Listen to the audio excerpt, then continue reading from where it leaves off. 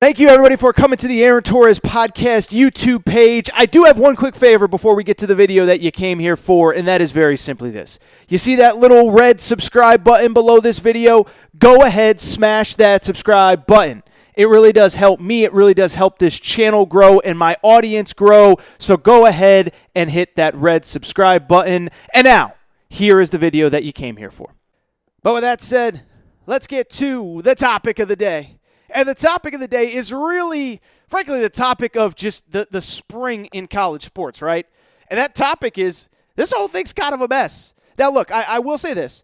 I do think we're at this weird moment in time where there's a lot of new rules coming in. There's changing of the guard in the leadership of the NCAA. There's kind of a weird power grab between the conferences, all that good stuff. So I don't think that we're going to stay in this kind of lawless, wild, wild west world that we're in right now, but there's no doubt that that is what this is right now, the Wild Wild West, and it's all stuff that we've talked about on this show throughout the summer.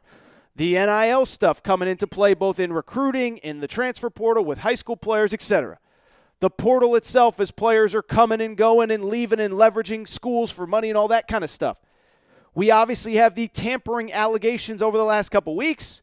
We got the NCAA over the last couple days saying they're going to come in and fix it, even though we all know darn well that they cannot do it. But earlier this week, all of those topics kind of came together in almost a perfect symmetry of everything that has happened this offseason. As for the first time, really, everybody's been throwing mud at each other. This guy's mad at that guy. That school's mad at this school. Nick Saban got dragged into the mud. Nick Saban, the king, Alabama head coach, by Louisville head coach Scott Satterfield. And the reason why is pretty straightforward. Nick Saban, like everybody else in college football, he's been very aggressive in the portal this offseason. By the way, credit to Nick Saban. He saw into the future when the portal first got put into place. He said, look, there's nobody that's going to take advantage more than we will. Alabama certainly did last year, took a couple transfers, including Jamison Williams, first-round draft pick that ended up being a wide receiver, that ended up being a first-round draft pick. And this offseason, they've been super aggressive. 5 transfers in total. Jermaine Burton, a wide receiver from Georgia. Eli Ricks, a cornerback from LSU that might be a first-round draft pick next year. Tyler Steen, an offensive lineman from Vanderbilt. Jahmyr Gibbs, a running back from Georgia Tech. And Tyler Harrell, a wide receiver from Louisville. Of course, Scott Satterfield is the head coach at Louisville, and he was asked about the situation with Tyler Harrell a few days ago and did not seem to be happy with Nick Saban or Alabama at all. Nick Saban has mostly kind of kept his shoulders clean and all this stuff, but Scott Satterfield kind of sort of coming after Nick Saban. Was asked directly about Tyler Harrell earlier this week. Didn't really dodge the subject, didn't call out Nick Saban specifically, but kind of implied that Alabama tampered with him. Here's what Scott Satterfield told 24/7 Sports. Well, you can't prove anything. I think it's not only him, it's happened here before. Last year we had a few guys that jumped into the portal, and the next day they're announcing where they're going. You can look at that and you know something was going on before they went into the portal, but I do think that's happening all across the country. It's not just our program, it's every program. It's something we certainly need to look at closely and try to figure out the best way to move forward. So basically, Scott Satterfield says, well, I'm pretty sure he was tampered with. I can't prove it, but I really feel like Alabama screwed with us, and that is why this kid is now at Alabama instead of us. Well, Nick Saban was asked about it, and here was Nick Saban's response to the whole situation. We don't tamper with anybody. I don't know of anybody that tampered with him. I don't really know that anybody's ever tampered with our players. I just think sometimes when things happen, it makes you wonder. So I'm not saying any accusation against anybody that's done anything to our players, and I don't have any knowledge of anybody that's done anything with anybody else's players. So let's get into it. Let's break it down because this is very interesting. Louisville going after Nick Saban. And what I would say is a couple things. First of all, it seems to me as though although they are enemies in this particular case, it seems to me that Scott Satterfield and Nick Saban are basically saying the same thing, something that I've talked about on this show and something that I think everybody that cares about college sports is saying. What Scott Satterfield said is almost identical to what Nick Saban said in that none of us can prove it, but we all kind of know that there's probably something going on and there's probably people getting in other players' ears and letting them know that if you leave here, you can go there and we'll have a scholarship spot open for you. They also have both said kind of publicly, I don't know what I can do about it. And I think we're all on the same page that, I do think something should be done. I'm not an anti-player movement. I'm not anti-transfer portal. I'm not anti-NIL. But as I've talked about many times on the show, you can't just have 4 or 5 schools recruiting off other schools' rosters. You can't just have Ohio State and Alabama and USC cherry-picking players off each other's rosters in football. The same with, you can't just have Kentucky, John Calipari saying, ooh, I like that guy from there, and I like that guy from there, and I like that. You can't have that. And so we need to figure out some sort of rule to help this out in the process. With that said, though, let's get to the topic itself and the possibility that Nick Saban did in fact transfer or did in fact tamper with this Louisville transfer, Tyler Harrell. And let me just say this. No, I do not believe that Nick Saban tampered with Tyler Harrell. And I believe there is one very simple reason why, and it's the most obvious, basic reason you could possibly imagine. The reason that I don't believe that Nick Saban tampered with anybody else's players is pretty straightforward. It's because Nick Saban doesn't have to tamper with anybody's players because he's Nick Saban, because he's the greatest coach of all time, because he coaches the preeminent power in college football. As a matter of fact, I would argue that not only is Nick Saban not tampering with other people's players, I think it's the exact opposite. My guess would be there are more players actively reaching out to Alabama through back channels, seeing if there is a roster spot available, than there is the possibility that Nick Saban and Alabama are actually reaching out to other teams' players. To me, what this really is, you know what it is? It's a simple supply and demand issue. I'm not an economist. I don't claim to be great with numbers and data and this and that and the other thing. Ask my tax guy. My taxes are a mess. But that's neither here nor there. Let's not talk about my taxes. But at the same time, this is simple supply and demand. The supply of players that want to go to Alabama greatly exceeds the demand of players that want to go to Alabama. Excuse me. See, I told you I'm terrible at this stuff. The demand of players that want to go to Alabama greatly outweighs the supply of 85 scholarships available. That isn't just my opinion. That's basically an indisputable fact. First of all, if you remember a few years ago, this was one of the most incredible things that I've ever seen on signing day. Do you remember? I can't even remember the kid's name, but it was about 4, 5, 6 years ago.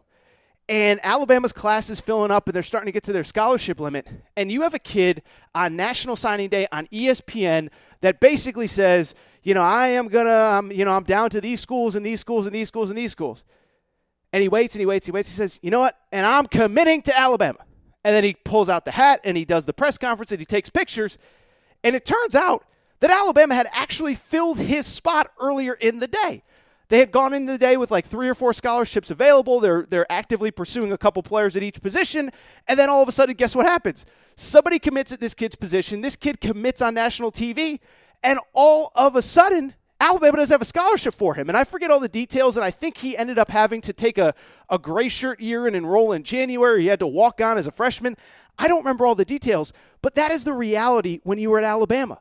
There are a lot of players that want to play for you, and to me, this is the college version of that. The idea that there are simply so many more players than you have scholarships available, and it makes sense for a number of different reasons. First of all, you're Alabama. Everybody wants to play there. 2, it's not as though you have not had success, I don't know, at the wide receiver position. You can argue that somewhere along the way, I don't know if it was after Lane Kiffin got there or the last 2 or 3 years or whatever, Alabama has become the new wide receiver U. In the last 3 years, they've had 5 first-round picks in the NFL. They had Jerry Jeudy and Henry Ruggs in 2020.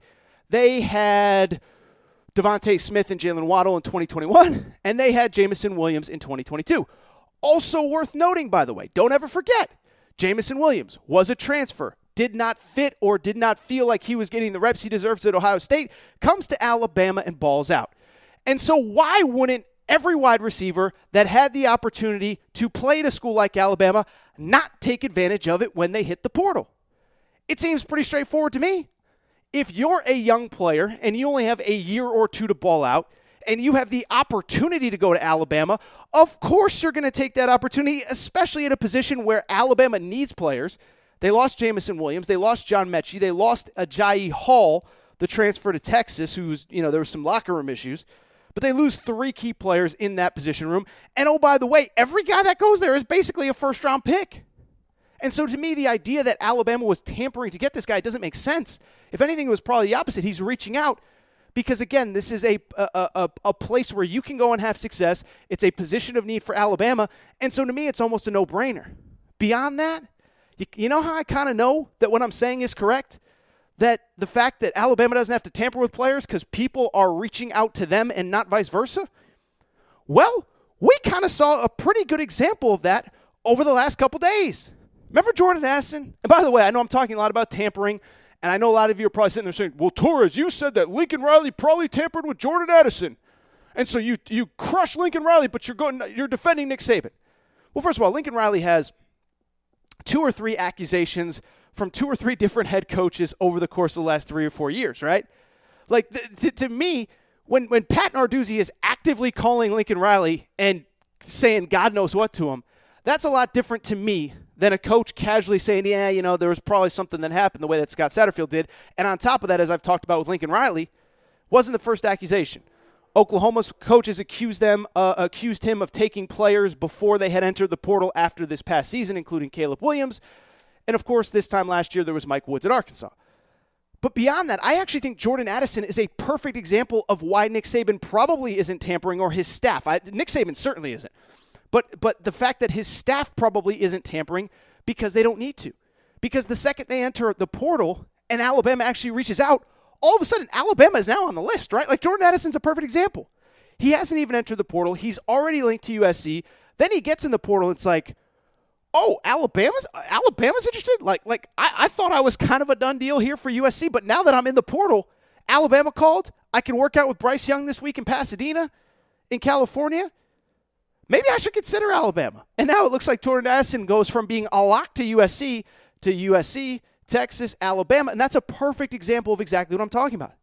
Alabama doesn't have to tamper because they're Alabama. It's supply and demand. The demand to play there greatly outweighs the supply of scholarships available, and Jordan Addison was one of the lucky ones that was like, oh, wait a second now, you guys are actually interested in having me? I got to at least consider this. And so I don't mean to belabor the point, but all I would finally say to kind of wrap up this segment and move on to some college basketball stuff is exactly what I just said, is that to me, one, I just don't believe it happened because Nick Saban doesn't have to, but two, this speaks to exactly what Nick Saban told us was going to happen a year or so ago. And I've talked about this the last couple weeks, but I'm just going to warn you going forward. When Nick Saban tells you something will happen, keep in mind that it will. And this is what Nick Saban told you was going to happen a few years ago. Nick Saban, when the one-time transfer rule came in a little over a year ago, Nick Saban said, look, I don't like this, but this is going to help us more than it's going to hurt us. People think it's going to hurt us and people are going to pick apart our roster. No, what's going to end up happening is we're going to have a situation where there's going to be 2, 3, 4, 5, 10 guys at the end of the depth chart that are never going to play. And at the end of the year, those guys are going to enter the portal. But our best players are going to stay. And now we'll be able to evaluate what our areas of weakness are and go out and fix that in the spring. Well, that's exactly what happened last year. You add Henry To'oTo'o from Tennessee, an all-SEC linebacker this past year, and you add Jamison Williams, a first-round NFL draft wide receiver. Well, coming out of the spring this year, what was the weakness? It was wide receiver. And so they are now in good position with Jordan Addison. They have already gotten Tyler Harrell. The offensive line needs work. They already added one piece there. They added a running back going into the spring. And they're in really, really good shape. So, no, I do not believe Nick Saban.